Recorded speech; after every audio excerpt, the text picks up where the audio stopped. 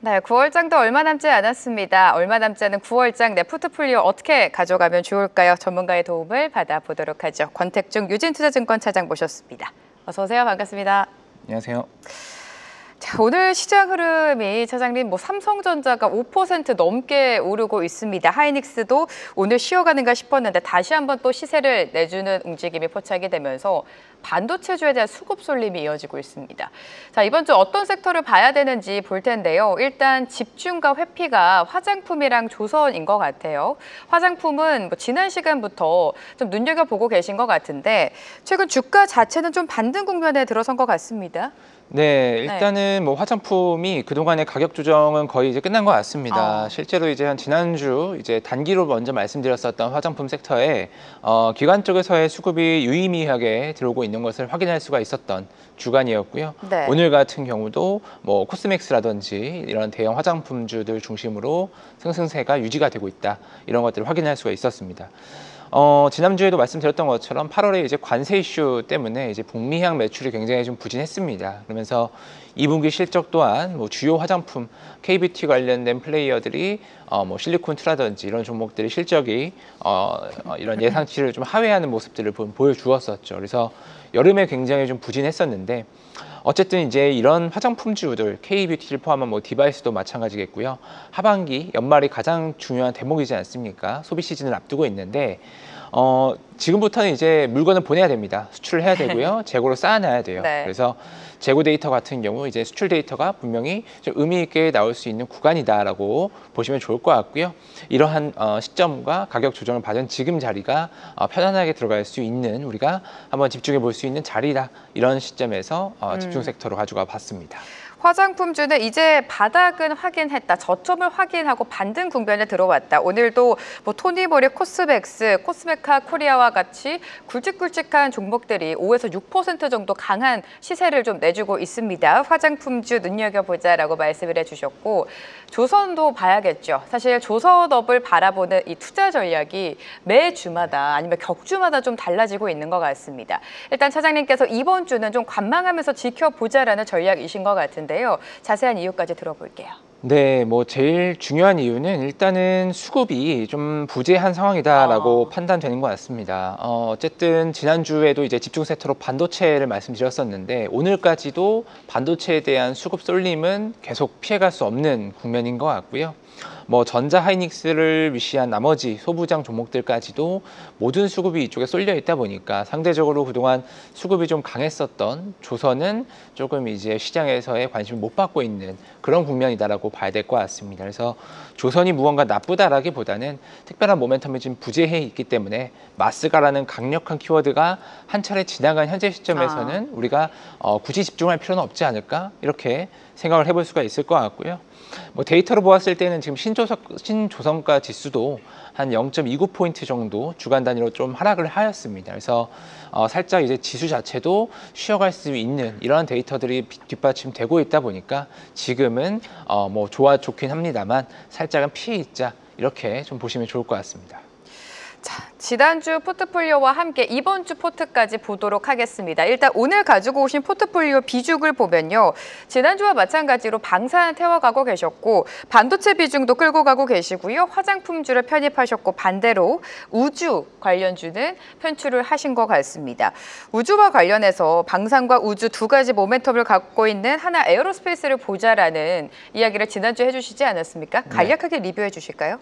네, 방산 같은 경우는 제가 비중을 조금 줄였습니다. 일단 지난주 주간 리뷰를 먼저 드리면 현대로템 중심으로 해서 주간 한 5% 정도 상승이 나왔고 한국항공우주가 이제 하루에 18% 급등하는 날도 나왔죠. 그래서 여전히 방산에 대한 관심은 살아있다라고 볼 수가 있을 것 같고요. 근데 금일 보면은 일단은 차익 실현성 매물들이 좀 나오는 것 같습니다. 일단은 말씀드렸던 것처럼 시장의 수급 자체가 반도체 위주로 많이 재편이 돼 있다 보니까 그동안에 이제 수급이 강하게 들어왔었던 방산 쪽들이 상대적으로 좀 부진한 게 아닐까? 조선 국방과 방산 이렇게 같이 좀 볼 수가 있을 것 같고요. 주간 한 2주 정도 동안 방산이 전체적으로 신고가를 좀 내면서 주가가 많이 전체적으로 올라와 있는 측면도 있는 것 같습니다. 네. 그래서 이런 것들과 맞물려서 지난주와 좀 달라진 부분은 비중을 한 5% 정도 좀 축소를 하였다라고 볼 수가 있을 것 같고요. 앞으로 이제 기다리고 있는 것들을 보면은 이제 지난주 이제 19일이죠. 하나 에어로스페이스에서 이제 노르웨이 쪽에 K9 수주를 한 소식이 있었습니다. 네. 독일을 제치고 수주를 한 것이 좀 중요한 포인트가 아닐까라고 생각을 해볼 수가 있을 것 같은데요. 보면은 이제 해당 그 자주포가 러시아와 국경을 맞닿고 있는 핀마르크 지역에 배치가 된다고 합니다. 이렇게 지정학적 리스크가 여전히 계속적으로 저희가 작동을 하고 있고 이쪽에서 K방사는 중요한 부분을 계속 가져가고 있다는 게 포인트가 될 것 같고요. 일정으로 보면은 이제 안규백 국방부 장관께서 20일부터 25일까지 사우디 쪽에 이라크와 사우디 양쪽에 방문 일정 예정이 되어 있습니다. 이 부분에 대해서도 방산주가 우리가 아직 놓을 수는 없다라는 포인트로 가져가면서 다만 차익 실현성으로 비중만 살짝 줄이자 이렇게 요약드리겠습니다. 네, 방사는 계속해서 끌고 가자라는 전략을 세워주셨고요. 반도체랑 화장품에 조금 더 집중을 하고 계신 것 같은데 화장품 섹터 오늘 편입 섹터를 가지고 오신 만큼 그 안에서 어떤 종목을 봐야 되는지 종목 제시해 주실까요? 네, 종목으로는 일단 실리콘2를 탑픽으로 좀 보고 실리콘2요. 있고요. 네, 뭐 두 번째로는 뭐 APR 이런 이제 기기 디바이스 쪽도 같이 가져가시면 좋을 것 같습니다. 뭐 이유는 앞서 이제 전체 설명드리면서 말씀을 드렸는데 지난주에 19일 날 이제 아마존에서 뷰티인 서울이라는 행사가 있었습니다. 뭐 성황리에 잘 마무리가 됐고요. K뷰티에 대한 성장세가 현장에서도 여전히 우리가 업사이드가 남아있다는 것들이 확인되었다라는 게 전체적인 좀 아웃라인이었던 것 같고요. 그동안에 이제 K뷰티가 강세였던 부분이 대부분 이제 스킨케어나 기초 부분이 계속적으로 시장의 트렌드를 가지고 왔었는데 향후로는 뭐 디바이스라든지 헤어케어 부분, 색조까지도 우리가 좀 카테고리를 넓혀갈 수 있는 부분이 많이 남아있다라는 게 어떻게 보면 하나의 좀 포인트가 될 수 있을 것 같습니다. 뭐 앞서 말씀드렸던 것처럼 데이터 관세 이슈 때문에 주춤했던 것들은 9월 지나가면서 연말 가까워질수록 분명히 좀 회복될 수가 있겠고요. 실리콘2 같은 경우는 기존에 북미향 집중돼 있었던 부분이 뭐 유럽 쪽이라든지 2분기 데이터로도 볼 수 있었던 것처럼 국가별 다변화도 우리가 확인할 수 있었기 때문에 이쪽에서 탑픽으로는 실리콘2로 제시를 드리겠습니다.